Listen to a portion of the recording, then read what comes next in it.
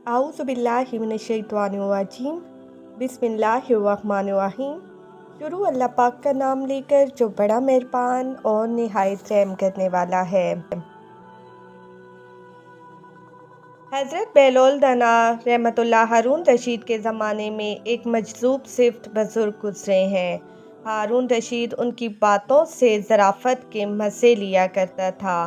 कभी कभी जज़ब की हालत में वो बड़े पते की बात कह जाया करते थे। एक दफ़ा बहलोल दाना रहमतुल्लाह हारून रशीद के महल पहुँचे। हारून रशीद ने एक छड़ी उठाकर उनको दी और मज़ाहन कहा कि बहलोल, ये छड़ी तुम्हें दे रहा हूँ, ये इसको देना जो तुमसे ज़्यादा बेवकूफ़ हो। हज़रत बहलोल रहमतुल्लाह ने बड़ी संजीदगी से वो छड़ी लेकर रख ली और वापस चले आए। बात आई गई हो गई, शायद हारून रशीद भी ये बात भूल गया था। कुछ अरसे के बाद हारून रशीद को एक सख्त बीमारी लाहक हो गई और बचने के लिए कोई उम्मीद नहीं थी। अतबा ने जवाब दे दिया था। बहलोल दाना रहमतुल्लाह भी अयादत के लिए गए और सलाम के बाद पूछा, बादशाह सलामत, क्या हाल है? हारून रशीद ने कहा, क्या हाल पूछते हो बहलोल, बड़ा लंबा सफ़र दरपेश है। कहाँ का सफ़र? जवाब दिया कि आखिरत का सफ़र। हज़रत बहलोल रहमतुल्लाह ने सादगी से पूछा कि वापसी कब होगी? जवाब दिया कि बहलोल, तुम भी अजीब आदमी हो, भला आखिरत के सफ़र से भी कोई वापस हुआ है?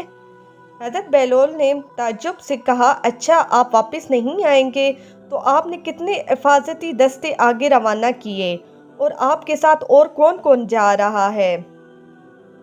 जवाब दिया कि आखिरत के सफ़र पर कोई साथ नहीं जाया करता, खाली हाथ जा रहा हूँ। बहलोल दाना रहमतुल्लाह ने फरमाया, अच्छा इतना लंबा सफ़र और कोई मुअय्यन मददगार भी नहीं, तो लीजिए। उन्होंने हारून रशीद की छड़ी बगल से निकाल कर कहा, ये अमानत वापस है। मुझे आपके सिवा कोई इंसान मुझसे ज़्यादा बेवकूफ़ नहीं मिल सका। आप जब कभी किसी छोटे सफ़र पर जाते थे तो हफ्तों पहले उसकी तैयारियां होती थीं, हिफाजती दस्ते आगे चलते थे, हशम व ख़द्दाम के साथ लश्कर हमरकाब होते थे, और आप इतने लंबे सफ़र में जहां से वापसी भी मुमकिन नहीं, आपने तैयारी नहीं की। हारून रशीद ने यह सुना तो रो पड़ा और कहा, बहलोल, हम तुमको दीवाना समझा करते थे, मगर आज पता चला है कि तुम्हारे जैसा कोई फरजाना नहीं है। प्यारे दोस्तों, अगर आपको हमारी ये वीडियो पसंद आए तो शेयर ज़रूर कीजिएगा।